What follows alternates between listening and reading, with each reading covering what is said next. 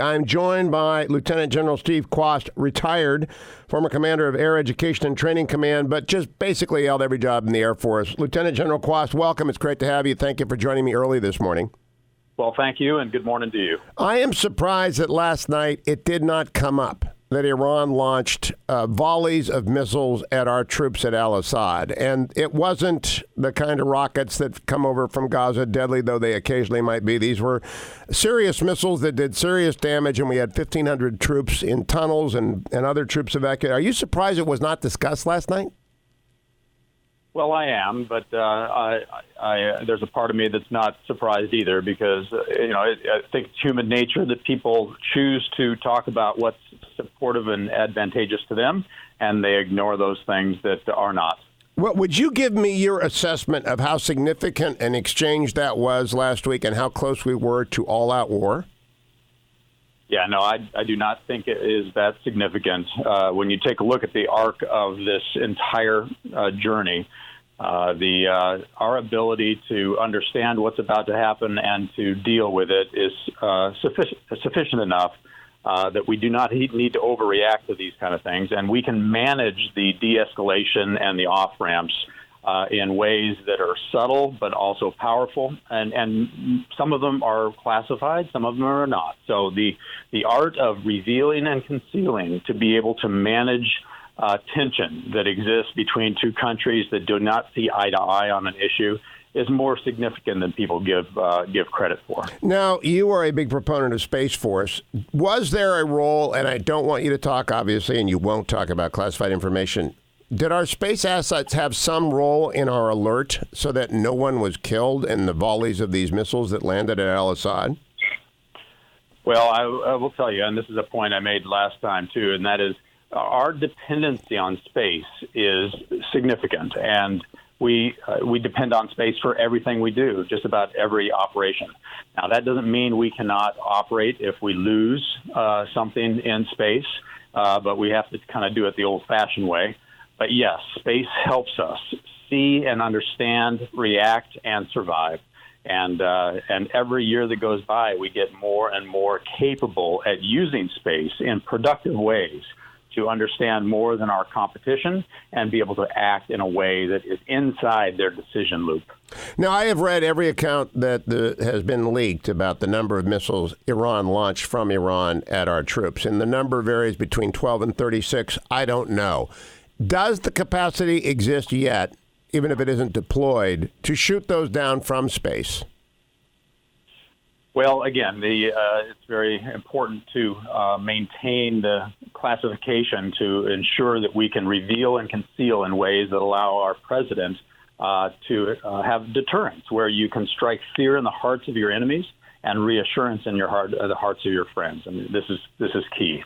So, but I will tell you that the Russians and the Chinese both are pursuing vigorously weapons that are designed to avoid all of our systems, that move at hypersonic speeds in the mesosphere and that essentially close to space and in space, that can range anywhere on planet Earth in speeds that we have not seen to date. So the reality is that these nations are already going there. And it's important for the United States to understand the nature of this competition. It would be as if a country invented an airplane and other countries kind of ignored it. And that kind of happened in the United States. When the Wright brothers invented the airplane in 1903, the Army essentially ignored it to the degree where when we had to go and help in World War I, we had to use French and British aircraft because the Germans were so far ahead of us. And there were people in our country showing that, talking about it. Winston Churchill was livid that we were not doing anything about it. In fact, when he was in charge of the Navy just prior to World War I, he was the first one that actually had aircraft flying off of his ships, really the father of the aircraft carrier, and America ignored it. So that's why I am talking about space, is because these countries are inventing things in space that are so powerful. If we don't understand what's going on and we don't get aggressive, we will find ourselves in that same spot in history behind the power curve. and we can't let that happen. Now, General Kwast, that is in fact why I'm focused on the Iranian launch last week, because we will miss a moment in time where a hostile country launched from its own territory ballistic missiles that, because it was close, people have downplayed it.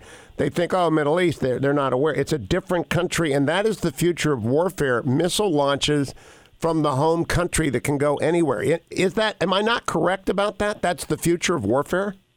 Well, you are correct about that. And in fact, President Reagan saw this clearly in his time, and that's why he started this, the Space Defense Initiative.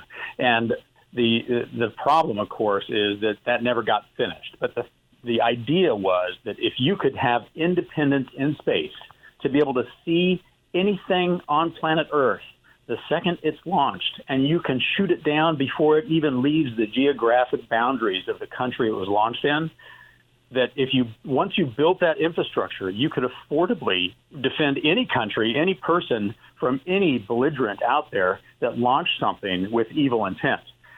We never built that. Now, the technology has evolved so dramatically that you could literally build something like that with off-the-shelf technology. China and Russia are trying to do that, and we have to get after that. So that's another reason why I am on this campaign to help the American people and Congress understand that this president has a space force to be able to defend planet Earth, all our friends, our allies, but us against anybody. It doesn't have to be Iran. It could be North Korea. It could be some rogue actor in ISIS that gets their hands on this technology. That's why this is so important, and your point is exactly right.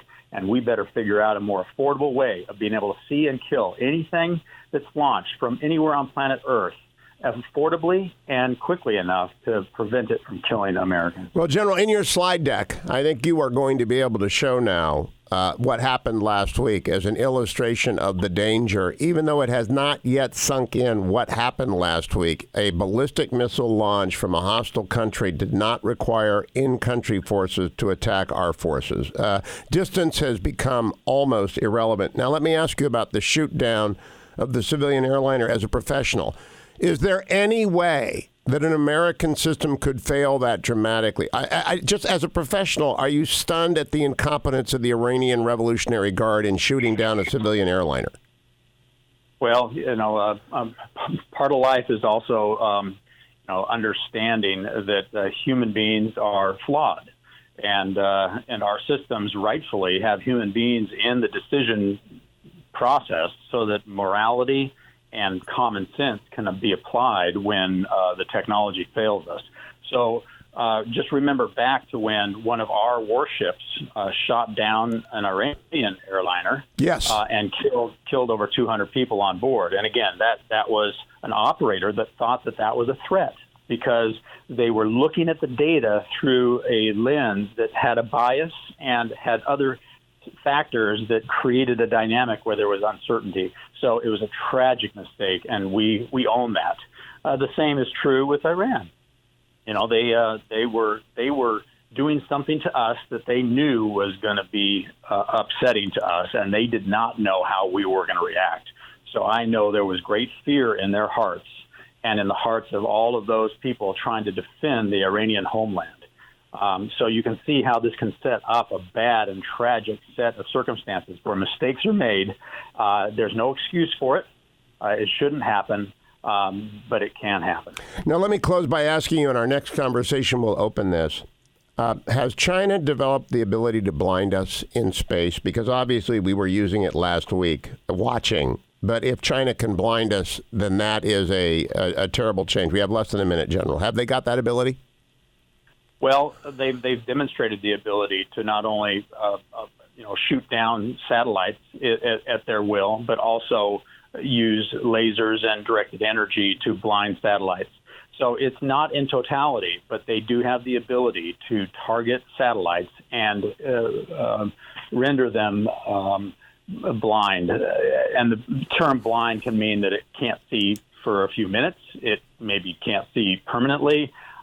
There can be kinetic problems where it can't operate anymore. So the degree that they use this for is really hard to determine, but they have the capability. General Kwast, keep coming back, please. Lieutenant General Kwast retired only in September, so it's fresh, hot takes that we get from him. I deeply appreciate your time this morning, General Steve Kwast.